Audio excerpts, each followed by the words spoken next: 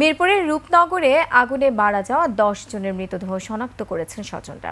এ তথ্য জানিয়েছে Dhaka medical college হাসপাতাল কর্তৃপক্ষ। তবে ফরেনসিক বিভাগ এখনও ডিএনএ টেস্টের মাধ্যমে এটা নিশ্চিত করেনি। এরই মধ্যে তারা মৃতদেহের ডিএনএ টেস্ট শুরু করেছে। শিগগিরই সেগুলো হস্তান্তর করা হবে। বিস্তারিত হাকিম মাহির রিপোর্টে। I am Ox.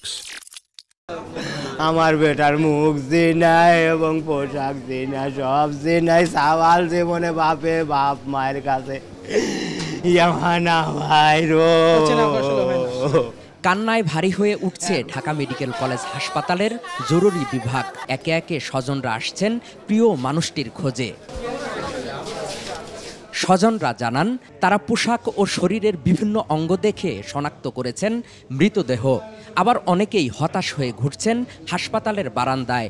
আমার এই ছেলেরে পাইছি, মেয়েটা আমার পাইছি না, বউটা পাইছি না। ভিতরে আছি এত ঢুকে আছে, এরপরে কোনো ফোন ঢুকে না। আমরা এখনো আবার দেখলাম যে কনফার্ম না, ও বাসা থেকে যে ড্রেস পরে বের হচ্ছে সেই ড্রেসটা পুরে নাই। এ বিষয়ে কথা হয় ঢাকা মেডিকেল কলেজ হাসপাতালের পরিচালক মোহাম্মদ আসাদুজ্জামানের সঙ্গে। তিনি জানান তাদের কাছে মঙ্গলবার রাতে 16 জনের মৃতদেহ এসেছে। সেগুলোর ডিএনএ টেস্ট শুরু হয়েছে। লাশগুলো আসলে আগুনে পুড়ে এমনভাবে বিকৃত হয়ে গেছে যে আইডেন্টিফাই করা খুবই ডিফিকাল্ট। তো তাদের আত্মীয় স্বজন গত রাত থেকে আমাদের কাছে আসছেন এবং এখন পর্যন্ত ওনারা 10 জন ক্লেম করছেন যে তারা তাদের আত্মীয় স্বজনকে আইডেন্টিফাই করতে পেরেছেন। যে মৃতদেহগুলো প্রাথমিকভাবে শনাক্ত হয়েছে সেগুলো শিগগিরই হস্তান্তরের কথা জানিয়েছেন ঢাকা মেডিকেল কলেজ হাসপাতালের পরিচালক। সবার ডিএনএ স্যাম্পল রেখে তারপরে লাশ হস্তান্তর করা হবে যারা ক্লেম করছে।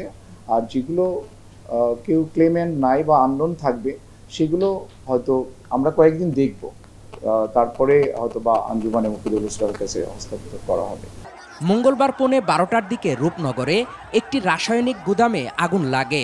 বিকট শব্দে মুহূর্তেই আগুন ছড়িয়ে পড়ে পোশাক কারখানায়। আগুনের ঘটনায় এখনো মিলছে না বেশ কয়েকজনের খোঁজ। হাকিম মাহি, 21 টেলিভিশন, ঢাকা।